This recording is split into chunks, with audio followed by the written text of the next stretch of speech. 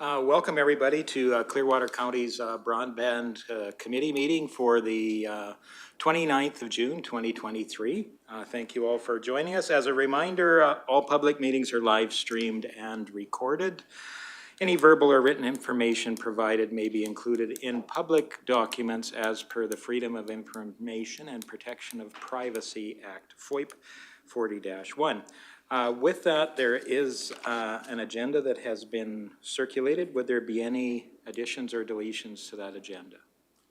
Seeing none, I'd look for a motion to adopt that agenda. Deputy Reeve Lougheed, all those in favor? And that is carried. Thank you very much. Also, the minutes of the previous meeting of 4th May 2023 were circulated, and I would note that it's been brought to my attention that in error, Councillor Ratcliffe's name was included in there in the written copy. And I believe that's been corrected now in the electronic version. So just to note that. And I think a few other people maybe noticed that as well, so that's great. Looking for a motion then to adopt those minutes as amended. Brian was first on that. Councillor Cermak, all those in favor? And that's carried. That takes us through our agenda to item 4.1. I believe that we have a delegation that will be attending electronically, so I would like to have a motion to accept an electronic delegation. Councillor Northcott, all in favor? And that's carried. So with that, we move into item 4.1, and that's Broadband Infrastructure Underground Locate Program. I'll maybe turn it across to Mr. McDonald to start, and then maybe there's an opportunity for an introduction around here as well. Sounds good. Good afternoon, Chair and Committee. What I'd like to do is introduce the Underground Locate Program, and Jason McBeath from Arcadis IBI Group will be walking us through that. And a quick introduction to Jason. Jason is the BICSI certified outside plant designer and specializing in fiber optic networks. He does strategic planning, design, construction oversight, and maintenance and advanced construction. So I'll just turn it back over to the chair and for introductions from our side, Jason. Well, welcome, Jason, and I'll just have the room that's around us here introduce themselves, and I'll start with Councillor Graham. Good afternoon, I'm Sydney Graham, Councillor for Division 2. Good afternoon, Jordan Northcott, Councillor for Division 4. Welcome, Jenny Melhoff, Division 1 Councillor and Deputy Reeve. Good afternoon, Reeve Lougheed, Councillor representing Division 3 as well as Reeve. Good afternoon, Brian Cermak, Division 6 Councillor. Hello, Michelle Swanson, Division 7. Good afternoon, Jason. Murray Hagan, Director of Corporate Services. Good afternoon, Rick Emmons, CAO, Clearwater County. That goes back to me. And if it's okay, go ahead, Mr. forward. Jason, I'll leave this up to you now, and you can introduce our Underground Locates program. Thank you very much. Perfect. Thanks, Cam. Pleasure to meet everyone. Pleasure to be here speaking with you today. I will look at my slide deck here. Just one moment, please. Would you like me to grab the screen, or are you going to put that up there, Cam? How does that? You can drive the screen. Drive the screen. Okay. All right.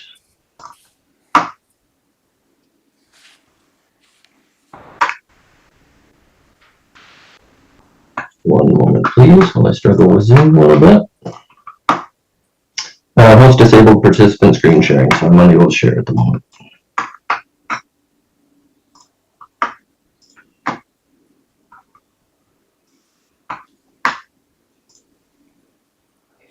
Go.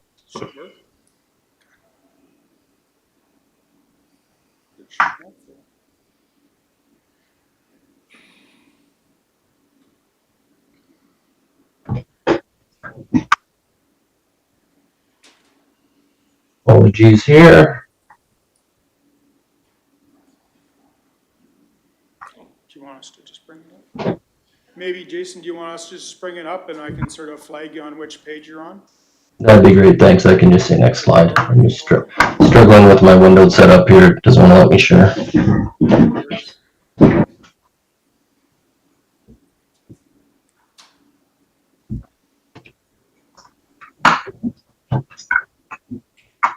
So we're on the first page, 2 of 7, I think it is, yeah, page 2 of 7. For the- Excellent. All right, excellent. Yeah, basic introduction. Woven is Arcadis IBI's group of broadband services. Underneath that, we are providing a few services to you as the county. Inclusive in that is our underground locate program. Going on to the next slide there, we can pick through and get to the high-level overview. When we talk underground locate programs, this is a system that is in place to protect underground infrastructure. There's an inherent danger, of course, in when disturbing the ground in Alberta and around the world. Hundreds of thousands of kilometers of buried utilities and cables deliver essential services to us all. Every year, Albertans pay more than $350 million to repair damages to underground infrastructure when homeowners, contractors dig without knowing what is below. There's a potential for even higher cost, of course. Contact with dangerous underground utilities such as power and gas can result in injury or death. Clearwater County Broadband Program leadership identified the need for a comprehensive solution for handling underground locate requests. Protection of new and existing infrastructure against accidental damage due to excavation is a priority item for any municipality and any infrastructure owner, and the Woven team is pleased to be assisting with this program. We offer the Woven Underground Locate service. We've collected the people and the systems required to manage the complex and high volume task that comes with underground utility protection. We feel the solution is a great fit for Clearwater County and is filling an urgent need to protect infrastructure during this busy 2023 construction season and beyond. Next slide, please. Okay, how does it work? Alberta One Call system receives requests from anyone who wants to dig in the province. They go onto their Click Before You Dig portal or Call Before You Dig system, submit the intents of their excavation zone, and the Alberta One Call system creates a ticket based on that. We as Woven receive these tickets on behalf of Clearwater County. They're delivered to our JIRA service management portal. The tickets are automatically added to a queue and classified by type, with priorities being assigned to emergency or relocate issues. Excavators are notified that their ticket has been received, and the lines of communication are established within the first few minutes of delivery between us as Woven and the excavator as the person, of course, wanting to dig a hole out there somewhere. Once the ticket is in the queue, one of our team members on the Woven side claim the ticket and begin the assessment. Service level agreement metrics are monitored, internal systems promote older tickets to the top of the queue, and there's a little bit of a triage system in place to work through these tickets in a reasonable fashion. Through direct review on a geographic information system, that's GIS-based comparison, our team members will decide if there is a conflict or non-conflict scenario at play, and we steer the issue through individual workflows depending on the scenario. Whether conflict or non-conflict, automatically populated customizable responses keep the excavator engaged and connected with the status of their ticket request. Woven team is using a simplified GIS-based approach to ticket assessment. We have a database of the basic network lines, and they're fed into a centralized GIS project where additional geospatial files from Alberta One Call are imported and overlaid. We do a direct visual comparison to see if there's a possible conflict, and we also examine the tickets in greater detail, the details that the excavator puts into the request, to see if there is a risk of possible dig up, if we think there's a risk of possible dig up. This administrative review allows for a large buffer for ticket submission, but it reduces the dispatch of expensive field personnel. So that's the balance that infrastructure owners always need to worry about. You can set whatever buffer you want around your infrastructure to be notified through the Alberta One Call system, but it bears a cost to drive someone out there each time. Most of our infrastructure owners that we've historically worked with want to know what's going on in the want to know what's going on in their area, but they don't necessarily need to drive someone way out there to look at it each time. And that's where this administrative review adds great value to the project. I can keep rolling, I can pause. Would anybody like to interject at all, or shall we just keep rolling through and save questions to the end? Not seeing any questions at this time, so if you'd like to continue going. Absolutely. The image on the right there on this slide is an example of what is received from Alberta One Call. So the excavator is prompted to submit a substantial amount of information when they're proposing an excavation. The type of excavation is a focus of ours. The proposed excavation depth, of course, is a focus of ours. The remarks generally contain some additional information. Geographic location, redacted on that is specific contact information of the excavator, the phone number, their email address, and how we can get in contact with them. So that's an example of what a ticket looks like that we received from Alberta One Call system on the right. Next slide, please. So looking at a non-conflict ticket case study here, this is an example from May 12th this year, ticket number 23508. Original project is the type, and it's Clearwater specific. So there's a small area of work happening in front of a single mobile home in a mobile home park out in the Ferrier area. But the excavator, of course, maybe not necessarily understanding the intents of the portal they're working on, drew the entire park in as an excavation zone. So they drew that green box that you can see on the screen there. Woven staff reviewed the request and cleared the excavation to proceed. No field locate was necessary. Clearwater County broadband infrastructure comes to the edge of the mobile home park, but it didn't extend within the mobile home park, so we saw no direct risk to the infrastructure based on the nature of this excavation. Having a large buffer zone around the infrastructure was good. Being notified someone's looking to dig a hole in the general area, but we did reduce reduced the need for a field locator to go out and drive out to the site here and do any field work. Currently in our active project, Clearwater County Broadband has experienced the benefit of reduced field visits by 31% since program start in November 2022. So of all the tickets we process, we're seeing right around that 30% mark being non-conflict, administrative task only. Moving on, next slide, please. This is a little rundown of the workflow. It's simplified on here, but this shows how the ticket works through our system. So starting at the top at to do, it lands in the queue. Upon one of our personnel claiming it, it goes to in progress, and an automated message is delivered to the excavator at that point. The messages are a little blurred here, but they're just sort of general greetings. Hello, we've got your ticket. Thanks for submitting. We'll respond shortly, notifying you if there's a conflict in your dig area. And then there's two forks that can come out of that. We can proceed to non-conflict, which basically moves it down to a complete state, and the automated message goes back to the excavator saying, we do not see a conflict in your area. You're clear to proceed with excavation, but if your excavation zone changes or you witness any unexpected conditions in the field, please notify us and please submit a relocate ticket through the portal, which is a function of Alberta One Call that then trickles to us. We can reopen the ticket. We can revisit what the excavator is intending to do and ensure that nothing gets damaged out there in the field if they decide to change their scope of work. On the conflict side, if we deem it to be a conflict and deem it that we need field contractor services to go put spray paint and pin flags on the ground, we put it into the right side. Once it hits that status, it triggers a conflict message to the excavator, says you are not cleared to dig. We are dispatching field personnel. Please wait until field personnel get in contact, until paint and flags are on the ground, and then we will clear you for excavation after that. In parallel with that, we actually open up a different ticket, a behind the scenes ticket that allows us to pass this information to the field locator and get that work done and communicate with the field locator directly in resolving any problems they may have.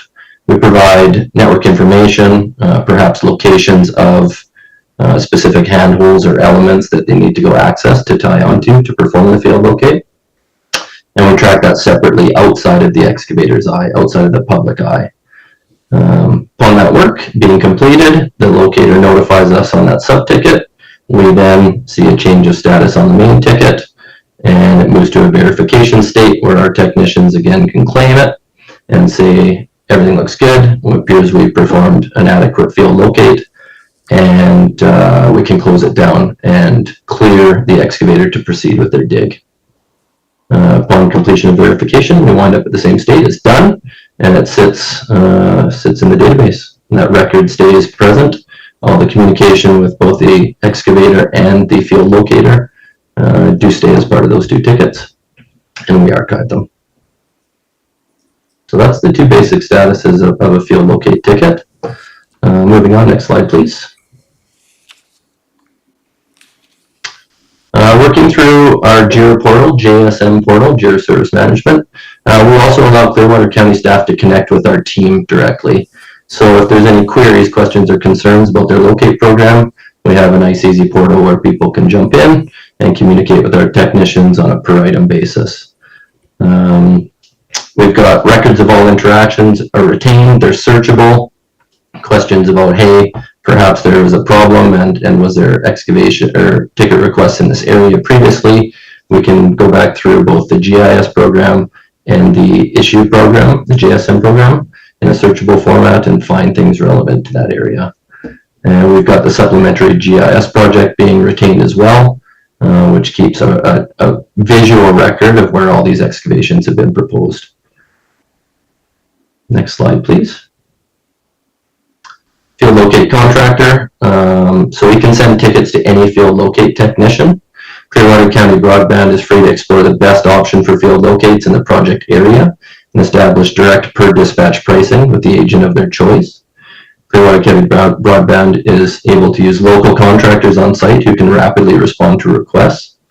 It's not noted on this slide, but we're actually able to leverage multiple field locators depending on the region. So we can split the region if travel costs are becoming too high, and we're able to break the network into pieces and dispatch to different field locators based on the region. Ticket management system enables Clearwater County to hire different contractors for different regions, as noted, and the Woven team is here to assist in sourcing, negotiating, and contract execution with local technician contractors. We offer concise ticket count reports of tickets being dispatched for financial reconciliation exercises as well. Next slide, please. There's some metrics that we're able to pull from the system because we're keeping per item track of all these issues. So we have a dashboard set up that shows client relevant information. It can be shared with users, groups, or organizations. Currently, we're generating reports manually behind the scenes upon request, but direct access to dashboards is going to be enabled in the coming weeks here for Clearwater County staff to click in, see live updates on a day-to-day basis of how many tickets we're handling, what types of tickets are being handled, and they'll be able to get into each of these tickets as well and look at history, look at communication between excavator, communication between us and field locate technicians, who will have full access to the system. Next slide, please. This is another case study. So this is a high-value ticket. Emergency tickets are a unique classification through the Alberta One Call program. When the excavator submits an emergency ticket, it triggers a different workflow in Alberta One Call, and it allows them to connect directly to us much more rapidly. So on Saturday, June 17th, 2023, there was an original emergency ticket placed in the town of Olds.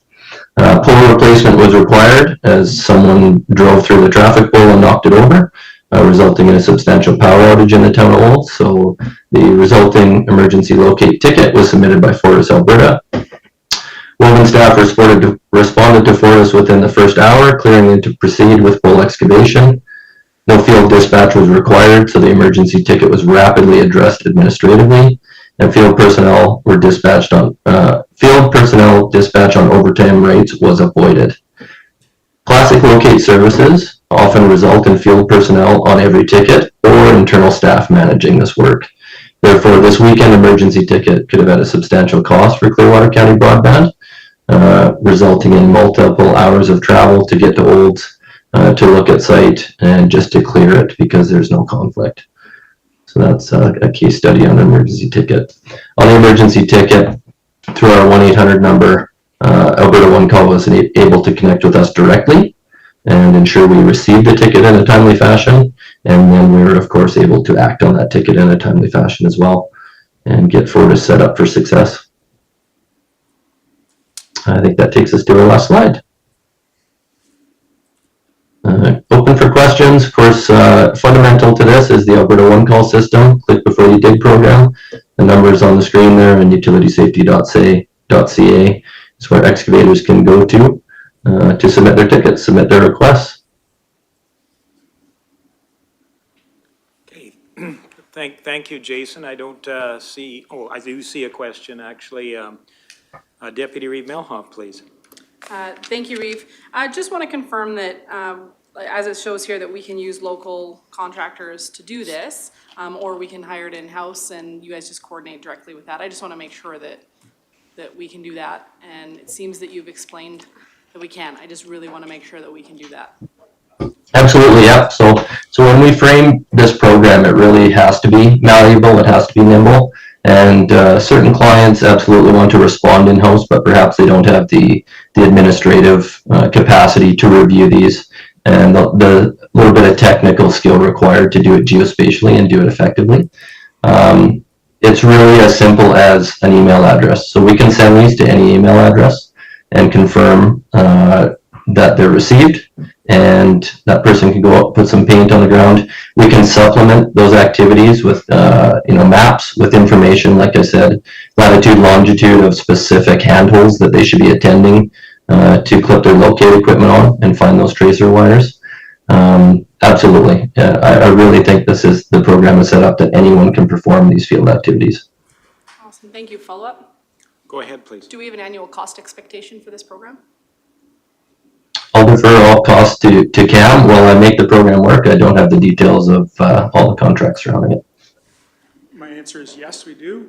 I can't think of it off the top of my head. I apologize, but I can get it. That'd be great. Thank you. One question I would have as well as being a local landowner, I've used Alberta One Call many times. It tends to create rural addresses into one large block.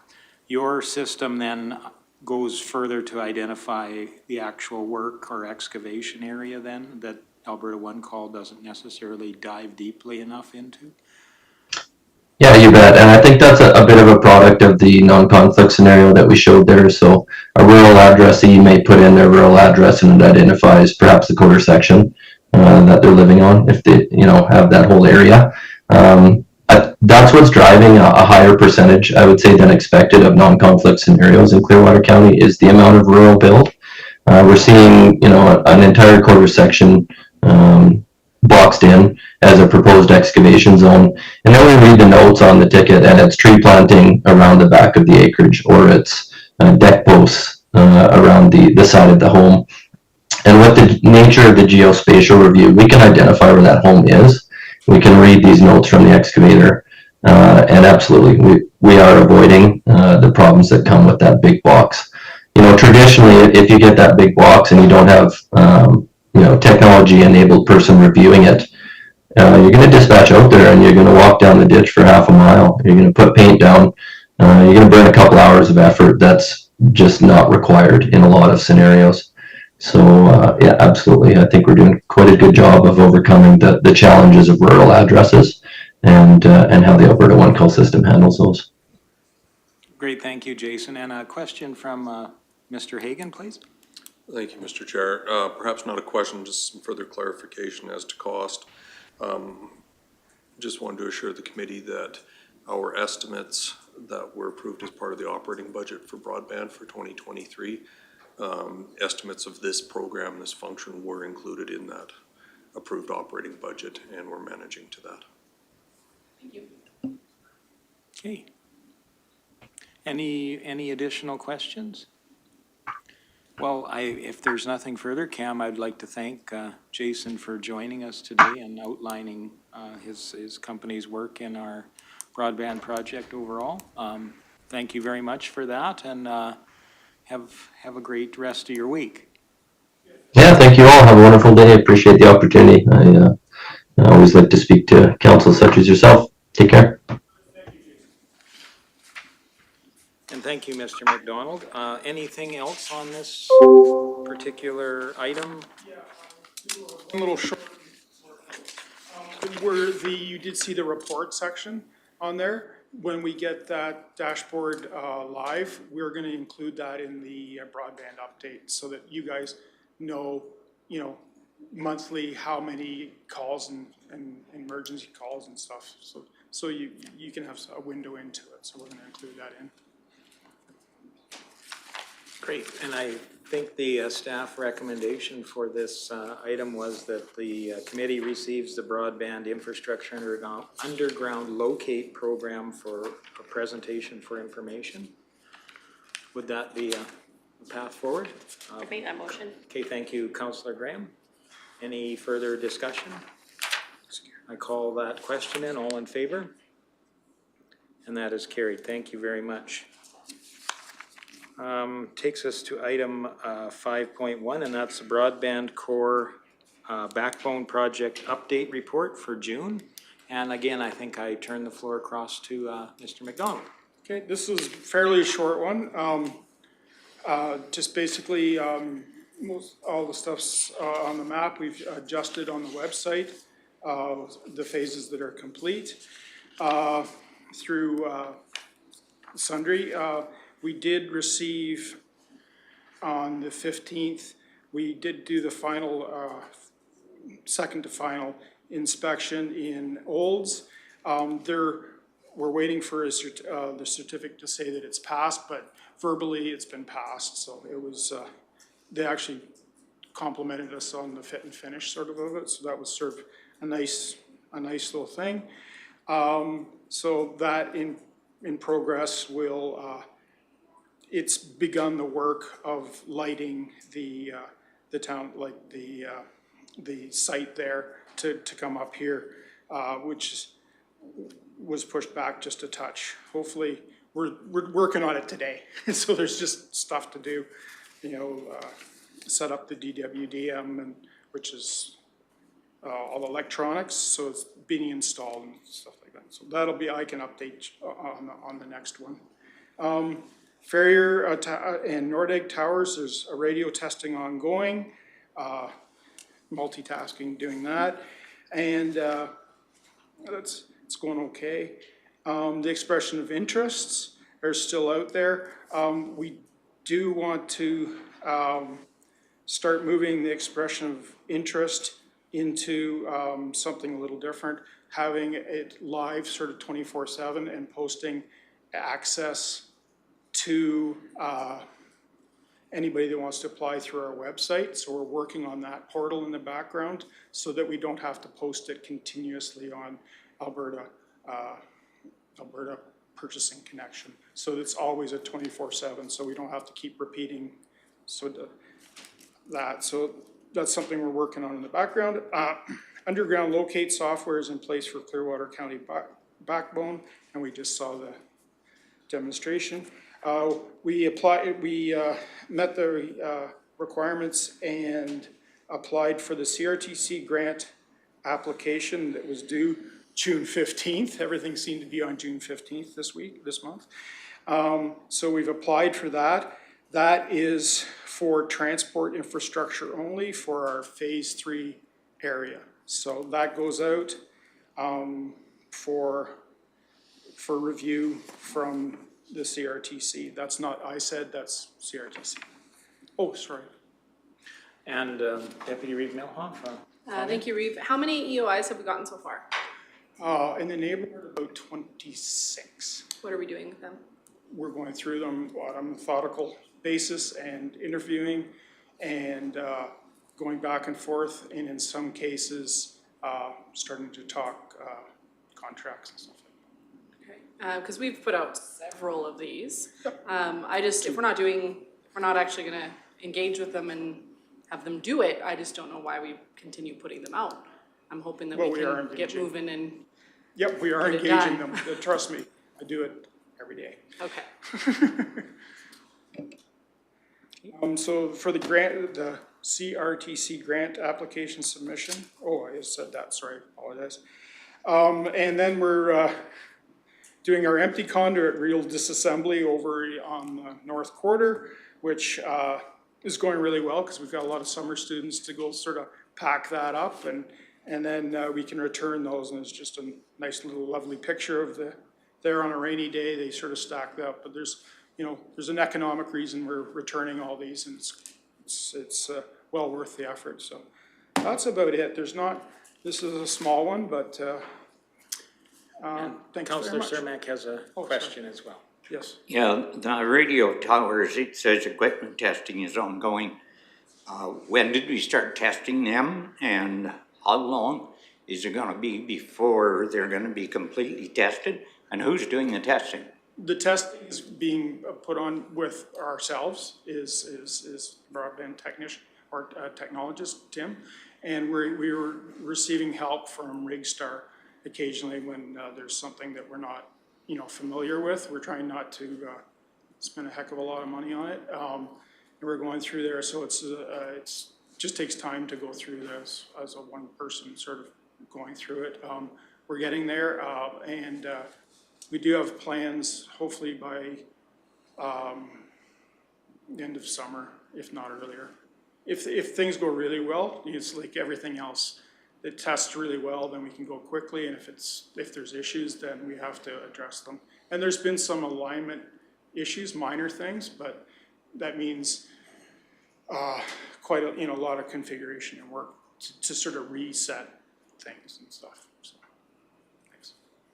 Anything else? To reset the equipment that's in the tower, or the feed that's going to the tower, or the Sometimes feed going out of the tower? Can be everything. Honestly, it could be, sometimes it's the tower, sometimes it's just say a piece of fiber optic cable, sometimes it's not perfectly clean. So we'll go in, we'll pull it out, clean it, but that's all takes time to troubleshoot and look through. So it's a myriad of things. It's a loose bolt or not a, over tight bolt or something like that. So if you've ever set up I'll use a great example. If you've ever set up a dish for a satellite and you've just set it and then you take your hands off and it goes like that, those kind of things are happening. It's just, and that's why we test, to make sure that it's sufficiently and works well, that once you get it going, it's fine. It's just getting to that point. It's just one of those time consuming. So you're saying another couple or 3 months to get this tested? Unless it goes really, really well. But as I said, I've got sort of, one hand doing it, so. And so when did we start doing the testing? When we started doing the testing was I think I brought it up, was in May. It was May 4th, the May 4th weekend, or week, so we started a couple weeks before that. So June, no. So about April, mid-April we'll go with. So we're looking at 5 to 6 months to do just testing? Well, not necessarily. I'm sort of giving you the long run. Yeah. If everything goes well, it can go quicker. Sorry about that. I'm just sort of. So our system is robust as you're saying it is? No, I didn't say that. No, it isn't? Oh, okay. I didn't say that. I said it's testing. It's in testing. Mr. Hagan, sorry, Mr. Hagan. Thank you, Mr. Chair, and perhaps I can lend some additional clarification. Councillor Cermak, the equipment that we've mounted on the towers and are currently testing, that's Clearwater County broadband equipment. Internet service providers, the wireless providers, are welcome to rent tower space from us and put up their own equipment. So if we have somebody that's interested in doing that, they're not held up by this testing whatsoever. They can mount their equipment and start providing services through a contract with the county. This is an option that we put there for any of the wireless internet service providers that don't want to or can't invest in their own equipment and would like to rent from us. Then they will have this option. So I don't see this as particularly holding up the deliverability of services per se. It's going to be another option that we're providing in order to enable services overall. But due diligence requires us to go through the thorough testing, make sure everything's working. Also for the reputation of the county. We don't want to put products out there and have frustration on the part of the internet service providers and or their customers. We want to make sure everything's working as it's supposed to be.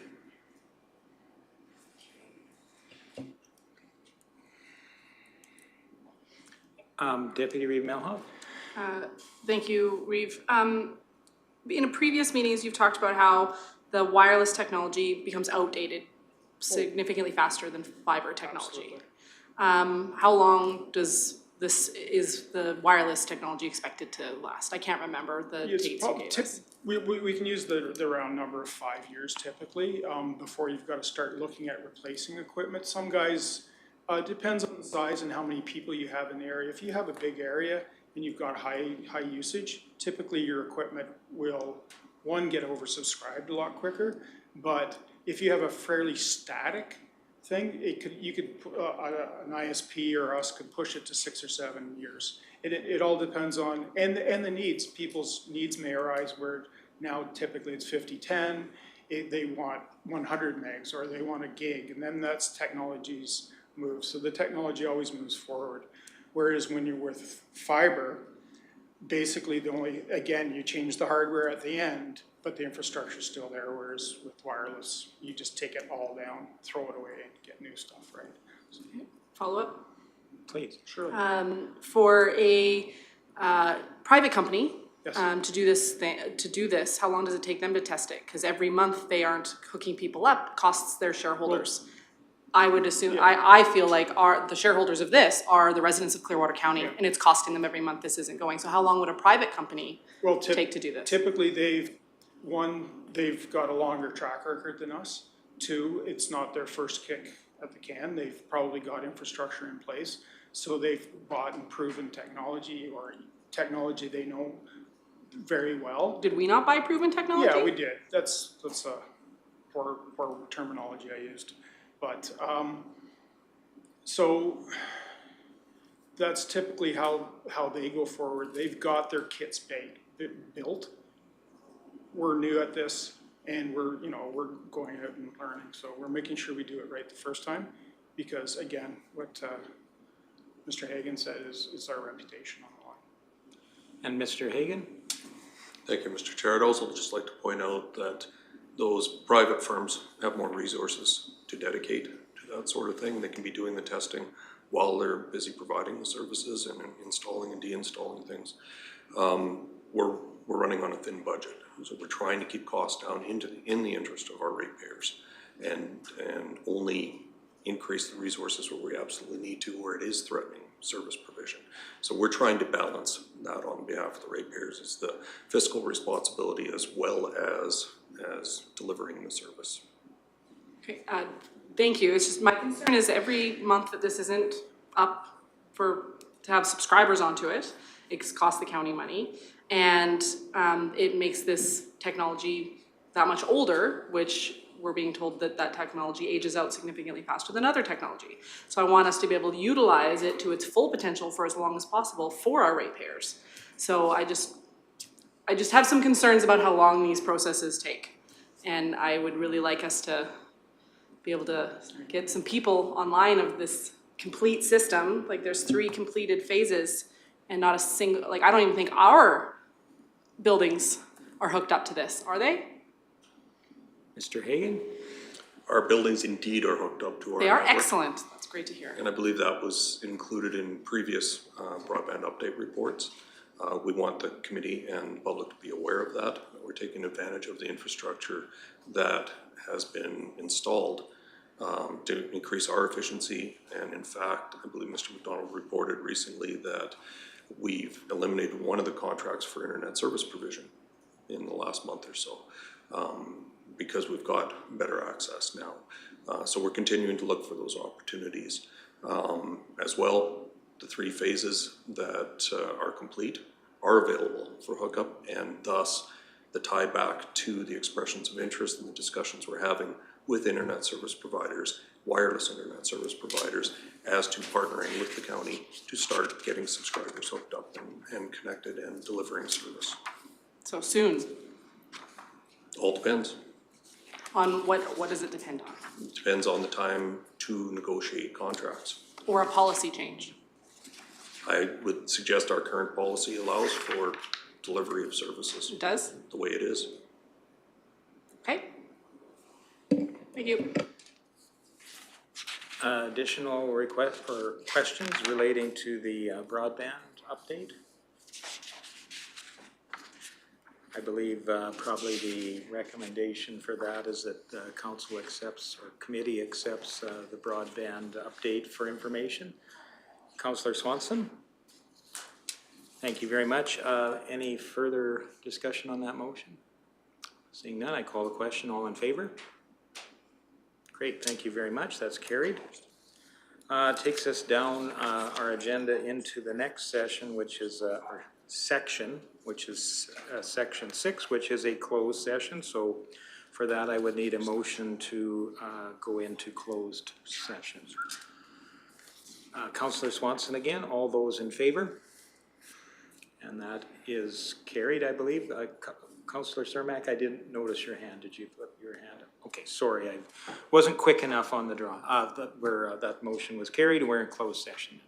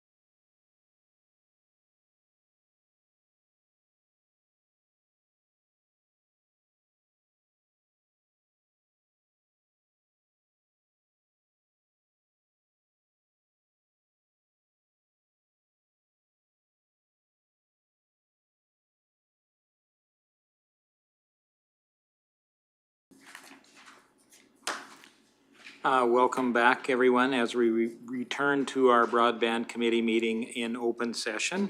I believe we have a number of motions that may come forward here relating to something that was discussed. Councillor Swanson, please. Sure. The first motion would be that the committee directs administration to explore the broadband fee model as per the discussion in closed session. Okay, thank you. Any discussion on that resolution? Seeing none, I call the question. All in favor? And that is carried. Thank you very much for that. Any additional motions? Sure. Councillor Swanson? Sure, I'll make the next one. That the committee directs administration to commence with option A as discussed in the closed session. Can I 1A. correct that? 1A? Okay, Yeah. thank you. Any discussion on that motion?